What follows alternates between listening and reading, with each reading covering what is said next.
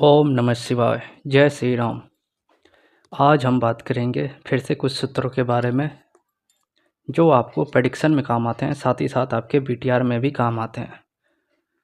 जब भी कोई ग्रह आगे या पीछे भाव में खसक जाता है तो उसको हम देख के और सामने वाले से पूछ के बीटीआर कर लेते हैं। बहुत बार क्या होता है कि भाव तो चेंज कर लेता है लेकिन रिजल्ट वो उसी भाव का भी देता है। ये भी देखा गया है। जब आप बीटीआर करेंगे, मान लीजिए मंगल 9 में है और वो खसक के अष्टम में दिख रहा है, तो जो ही नहीं कि वो अष्टम का ही रिजल्ट दे, कभी कभी वो 9th हाउस का ही रिजल्ट देता है। तो इसलिए सामने वाले से कंफर्म कर लेते हैं हम लोग और उसी को हम लोग बीटीआर कहते हैं। तो जब भी बृहस्पति प्लस राहु यानी कि जुपिटर और राहु का कॉम्बिनेशन हो और ऐसे जातक को यदि कोई किसी भी काम को लेकर या किसी भी बात को लेकर उसको बेइज्जत कर दे, यानी ऐसे जातक को कभी भी आप बेइज्जत ना करें, पर यदि किसी ने उसको बेइज्जत कर दिया किसी भी चीज़ को लेके, तो वो उस चीज़ को लेके एक दिन आपसे 4 गुना ऊपर दिखेगा। मान लीजिए आपने उसको कुछ बोल दिया कि तुम पढ़ा नहीं सकता या कुछ नहीं कर सकता, देख मेरे पास 50 लोग हैं, 100 लोग हैं, तो एक दिन उसके पास 400 से अधिक लोग पढ़ेंगे या 1000 लोग भी पढ़ सकते हैं, ऐसा देखा गया है। तो बृहस्पति प्लस राहु को बेइज्जत ना करें। यानी जिसका भी चार्ट में बृहस्पति प्लस राहु है और वो आपके पास आ रहा है कि मेरा कुंडली देख लो, मेरे साथ कुछ अच्छा नहीं हो रहा, तो आप उसको बोले कि आप अपने फ्रेंड सर्कल में उससे दोस्त को चुने जो आपको हमेशा बेइज्जत करता रहता है, या घर में किसी भी एक इंसान जो आपकी बेइज्जती करता है, तो वो बोलेगा कि हाँ एक है इंसान ऐसा जो मेरी बेइज्जती करता है, तो बोलिए कि उसको हमेशा साथ रख, वो तेरा नैया पार कर देगा। क्योंकि बृहस्पति प्लस राहु ज़्यादा बड़ाई करेंगे कुछ नहीं करेगा, जब बेइज्जती मारेंगे तभी कुछ करेगा। क्योंकि बृहस्पति विष्टम है, राहु बेइज्जती है। जब इसके विष्टम को बेइज्जत होगा, यानी बृहस्पति एक तरह से जातक भी होता है, सेल्फ होता है। जब ये जातक एक दिन बेइज्जत होगा तब इसका विष्टम काम करने लगेगा, तब ये बहुत अच्छे से ऊपर आएगा। यानी राहु का नंबर भी 4 है, तो ये 4 गुना ऊपर लेकर आता है। केतु 3 गुना होता है तो राहु 4 गुना होता है। केतु यदि सेकेंड हाउस में हो या राहु अष्टम हाउस में हो, या फिर केतु सेकेंड साइन में हो, राहु अष्टम साइन में हो, दोनों बेस पे ले सकते हैं। ऐसे जातक को इनको फर्क नहीं पड़ता है आप क्या कर रहे हैं, आपके पास गाड़ी है, आप गाड़ी में घूम रहे हैं, आपके पास जॉब है, आपके पास पैसा है, आपका कितना सैलरी आ रहा है, इनको कोई फर्क नहीं पड़ता। पर गलती से आपने इनको चैलेंज मार दिया कि मेरे से ज़्यादा नहीं कमा सकते, मेरे से अच्छा गाड़ी नहीं ले सकते, या फिर एक तरह से चैलेंज इनको दे दिया और इन्होंने चैलेंज एक्सेप्ट कर लिया। क्योंकि राहु 8 है, राहु 8 बहुत अच्छा रिजल्ट देता है। जब यह बंदा चैलेंज ले लेता है तो इतना ऊपर जाता है अपने काम में इतना ऊपर जाता है कि मतलब आप सोच नहीं सकते। क्योंकि केतु सेकेंड राहु 8, यदि गलती से भी ये इंसान ने चैलेंज ले लिया और चैलेंज को एक्सेप्ट कर लिया, तो फिर क्या गाड़ी और क्या जॉब, आपका पता ही नहीं चलेगा। उसके सामने वो अपना एक एम्पायर खड़ा कर सकता है अपने क्षेत्र में। ऐसे जातक होते हैं, मतलब अपने लाइन में ये इतने टप पे चला जाएगा कि आप देखते रह जाएंगे। जब भी केतु 2 और राहु 8 में हो तो बृहस्पति प्लस सैटर्न यानी कि जुपिटर और शनि का संबंध हो, तो जब भी जुपिटर और शनि साथ होते हैं तो ऐसे जातक को अपने क्लास यानी कि जो क्लास में पढ़ रहा है उसमें जो उसका रिपोर्ट कार्ड आया उसमें वो फेल है, उसमें वो पास है, या पेंडिंग में चला गया है उसका रिजल्ट, उसे फ़र्क नहीं पड़ता। पास हुआ कि फेल हुआ कि क्या हुआ, उसे कोई फ़र्क नहीं पड़ता। क्योंकि ये जातक या तो बहुत ज़्यादा ब्रिलियंट होते हैं, या फिर इनको पता होता है कि एक दिन ये क्लास, ये रिपोर्ट कार्ड कोई काम नहीं आने वाला। यानी जब मैं सक्सेस हो जाऊंगा तो कोई ये नंबर पूछने वाला नहीं है। तो बृहस्पति प्लस शनि यानी कि ये एक ऐसा योग है जिसमें बोलते हैं कि 9 और 10 यानी कि धर्म और कर्म अधिपति योग बन गया। अब ये जातक को पता होता है कि समय के साथ हमें चेंज होना पड़ता है, तो इनको ये फ़र्क भी नहीं पड़ता कि मेरा रिपोर्ट कार्ड में कैसा नंबर आया है और कैसा रिजल्ट आया है, पास हूँ या फेल हूँ। वैसे ज़्यादातर देखा गया है बृहस्पति प्लस शनि इनका नंबर अच्छा आता है। लोग इनका रिपोर्ट कार्ड छीन के देखते हैं कि देखो इसका रिजल्ट देखो, मतलब बहुत अच्छा रिजल्ट देता है, यानी टॉप आता है, टॉप क्लास में आते हैं ये लोग।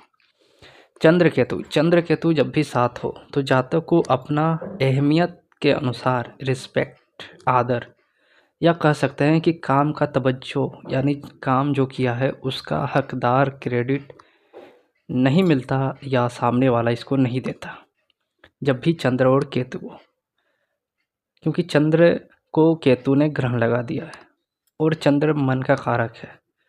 तो रिस्पेक्ट, आदर या काम का तवज्जो या फिर क्रेडिट मिलना जो बोलते हैं, वो अब नहीं मिल पाएगा इसको, सामने वाला इसको नहीं देगा। भले ये कितना भी काम कर ले, कितना भी मेहनत कर ले, इसको लोग इग्नोर ही करने वाले हैं। तो ये चंद्र और केतु के साथ बहुत ज़्यादा होता है। शुक्र जब भी 10वें में हो और ज़्यादातर देखा गया पुरुष राशि में, यानी ओड साइड में 1, 3, 5, 7, 9, 11, जब भी शुक्र 10th में हो तो जातक को शादी में इंटरेस्ट नहीं रहता, या फिर बोल सकते हैं इनको दूर रहना है, शादी नहीं करना है, इनको दूर रहना है, अपोजिट जेंडर से बहुत ज़्यादा भागते हैं। तो जब भी शुक्र ओड साइड में 10th हाउस में हो, वैसे भी शुक्र 10वें घर में देखा गया है कि ये लोग नाना करते हैं, पर अंदर से तो इंटरेस्ट रहता है, पर वो स्त्री राशि में ज़्यादातर रहेगा। मंगल जब भी 3rd हाउस में हो तो जातक गुस्से में सर फोड़ सकता है किसी और का, क्योंकि मंगल जब भी 3rd में हो तो मंगल 3rd यानी हाथ को, बाजू को दिखाता है। तो ऐसे जातक ज़्यादातर देखा गया स्कूल में अपने फ्रेंड के, किसी ना किसी फ्रेंड या दोस्त या स्कूल टाइम में किसी ना किसी का सर फोड़ा होगा। वही जब मंगल 9वें घर में मेष राशि का हो तो देखा गया है जातक टीचर का ही सर फोड़ देता है, क्योंकि वहाँ से वो 3rd को देख रहा है और 9th हाउस टीचर होता है और मंगल मारधाड़ होता है।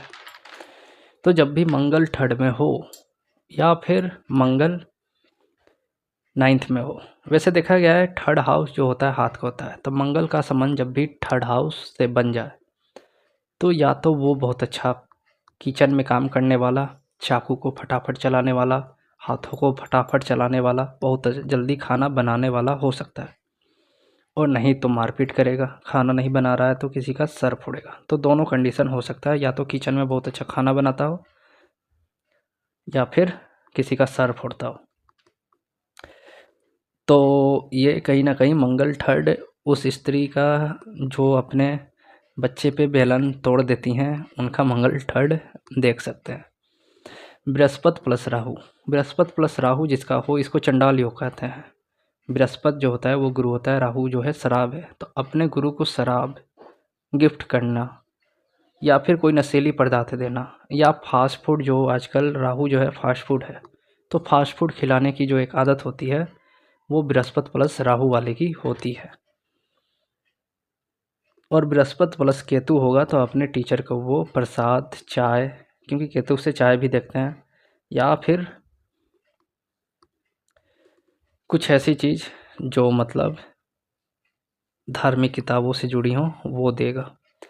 बृहस्पति 4 वैसे तो बोला गया है बहुत अच्छा होता है, एथिक को पालक करता है, एथिक को मानता है, पर बृहस्पति 4th हाउस में हो और राहु के साथ हो, यानी राहु से कनेक्ट हो जाए, राहु 8 में हो, 12 में हो या 10th में हो या 7 हो, तो जातक एक नंबर का चोर, लालची, लुटेरा होता है। मतलब सारा एथिक भाड़ में गया, पैसा दो तो काम होगा, और पैसा दे भी दोगे तो भी काम हो जाए वो ज़रूरी नहीं। तो इसीलिए जब भी बृहस्पति कहीं पे बैठा है, जैसे बृहस्पति 7 बोला जाता है गृहस्थ में फंसा हुआ साधु, पर बृहस्पति 7 के साथ 7th में हो और राहु से कनेक्ट हो तो कहीं ना कहीं नशीली चीज़ों में वो पड़ जाता है, या फिर उसका जो पार्टनर होता है वो लड़ाई झगड़ा, तांडव मचाने वाला भी हो सकता है। राहु बुध को जड़त्व योग कहते हैं। यानी जातक को कुछ समझ नहीं आता, जल्दी समझ उसको नहीं आता, खाली लड़ने पे उतारू रहता है या फिर कुछ ना कुछ बोल देगा। क्योंकि जब भी राहु में बुध, बुध में राहु, यानी बुध में राहु, राहु में बुध एक्टिव हो तो ऐसे जातक को आप देखिएगा बिना मतलब का बोलता रहता है, हर समय तंग करेगा, दूसरे को भी तंग करेगा, उसका दिमाग काम नहीं करता, इसलिए इसे जड़त्व योग कहते हैं। तो ये बस एक बात पे अड़ जाने वाले लोग होते हैं, कम बुद्धि कहते हैं। पर राहु में जब बुध हो और बुध में राहु हो तो ऐसे जातक को यदि ऑनलाइन कोई काम करना पड़े या कोई अदर लैंग्वेज यानी कोई और भाषा सीखना पड़े तो फिर इनका दिमाग बुलेट ट्रेन की तरह काम करता है। तो ये एक रेमेडी है, जिसका राहु में बुध, बुध में राहु चल रहा है, वो अदर लैंग्वेज को सीखें, पढ़ें, तो इनका दिमाग बहुत काम करेगा और बहुत अच्छा इनको फ़ायदा भी होगा, जिसका भी राहु और बुध का कॉम्बो है।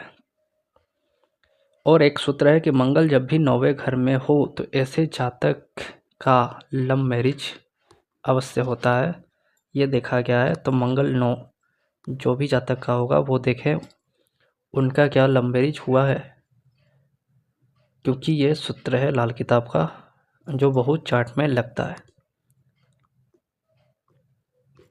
तो ये थे कुछ सूत्र जो मैंने आपको बताया। नेक्स्ट टाइम हम कुछ और सूत्र लेकर हाजिर होंगे, तब तक के लिए धन्यवाद।